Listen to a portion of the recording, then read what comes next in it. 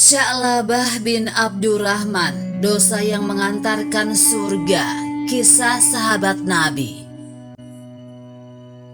Sya'labah bin Abdurrahman adalah salah satu sahabat yang begitu patuh dan begitu mencintai Rasulullah SAW. Dia adalah seorang pemuda dari kaum Ansyar. Dia sangat setia melayani Rasulullah SAW. Dikisahkan suatu ketika dia hendak pulang.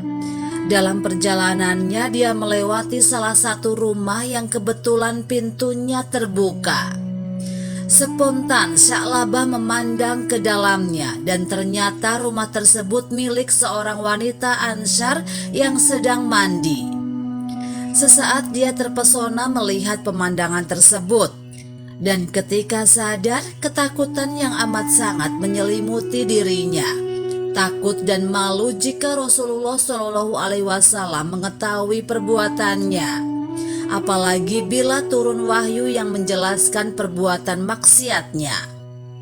Karena itu dia lari dari kota Madinah dan bersembunyi di pegunungan antara Madinah dan Mekah.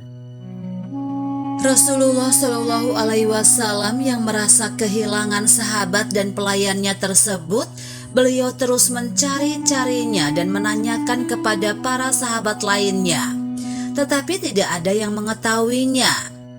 Setelah 40 hari berlalu tidak ditemukan, malaikat Jibril datang kepada beliau dan berkata, "Wahai Muhammad, sesungguhnya Tuhanmu menyampaikan salam buatmu dan berfirman kepadamu, sesungguhnya seorang laki-laki dari umatmu berada di gunung ini sedang memohon perlindungan kepadaku." Maka Rasulullah SAW bersabda, "Wahai Umar dan Salman, pergilah cari Sya'labah bin Abdurrahman, lalu bawa kemari." Dua orang sahabat tersebut pergi ke tempat yang ditunjukkan Rasulullah SAW, tetapi ternyata tidak mudah untuk menemukan Sya'labah.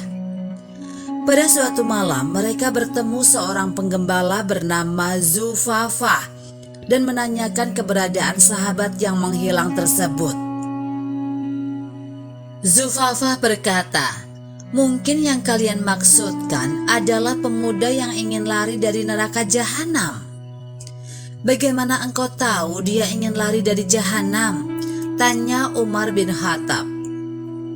Zufafah menjawab, "Karena apabila malam telah tiba, dia keluar kepada kami dari perbukitan ini dengan meletakkan tangannya di atas kepalanya sambil berkata, 'Mengapa tidak cabut saja nyawaku dan engkau binasakan tubuhku dan tidak membiarkan aku menantikan keputusan?'